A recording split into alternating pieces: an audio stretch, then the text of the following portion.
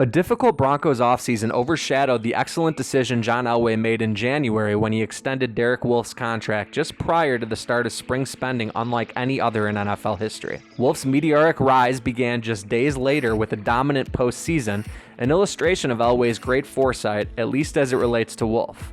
Many would argue he was caught napping with Brock Osweiler and CJ Anderson. But in Osweiler's case, the Super Bowl winning GM might have taught fantasy owners a second key lesson about not jumping to conclusions based off a small sample size that will apply as we go bargain hunting.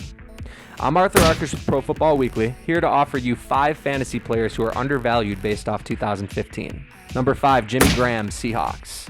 I was down on Graham last year because his change of scenery simply wasn't favorable for replicating the numbers fantasy owners grew accustomed to seeing from him in New Orleans.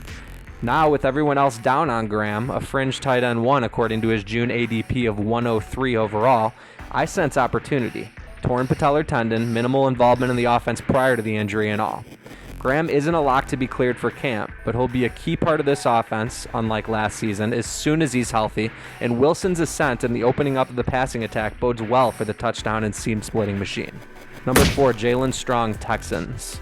While outsiders gush about the potential of adding high-profile rookie wideouts Will Fuller and Braxton Miller into Houston's upstart offense, inside the building the most rave of reviews are for the holdover, Strong, coming off a weak rookie effort. But after a humbling offseason, when he was pinched for pot, then potentially squeezed out of the offense, Strong has responded by showing off his dramatic physical and mental transformation. He's down nearly 30 pounds, deemed by Bill O'Brien one of the team's most improved players, and determined to seize the coveted DeAndre Hopkins sidekick role he was acquired last offseason to fill. Number 3, Matt Ryan, Falcons. Ryan has never been a flashy fantasy performer, but he has 4 top 8 finishes in 8 seasons.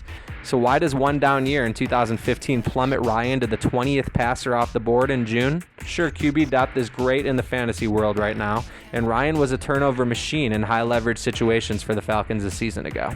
But with an improved O-line and better understanding of Kyle Shanahan's system entering year 2, when QBs generally take off, we think he'll return to QB1 status. And there are serious advantages to finding your guy under center in the late rounds of your draft. That Julio Jones is pretty good too. Number 2, Frank Gore, Colts. How many times have you heard about how improved Andrew Luck's protection will be with a first-round center and 3rd or 5th rounder likely also upgrading the front 5?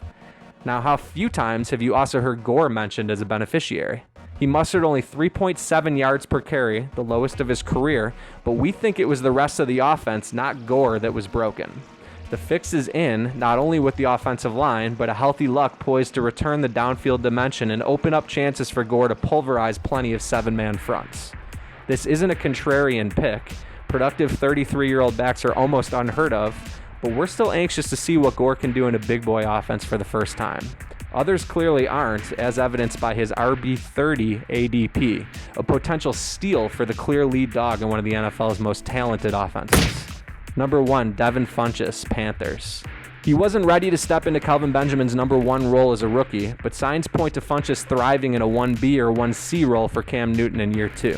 Funchess is Carolina's offseason MVP, which Packers fans likely shudder hearing after watching how Devontae Adams shrunk after the same billing last year. But Funchess isn't Adams. He's bigger, stronger, and should benefit from Benjamin's return from ACL surgery, unlike Adams and Randall Cobb being bogged down without Jordy Nelson. Funchess' rookie season finished with a flourish, as all 5 touchdowns came after Week 9, and his first 100-yard receiving game came in the finale.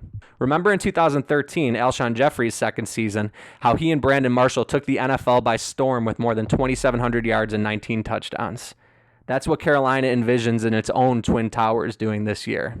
Funchess' ADP is WR67 and 180th overall. Why? Did we find some shrewd buys in today's game plan, fantasy players? We'd love to hear from you in the comments and by liking and sharing. For Pro Football Weekly, I'm Arthur Arkush, and stay tuned for a lot more fantasy-focused content.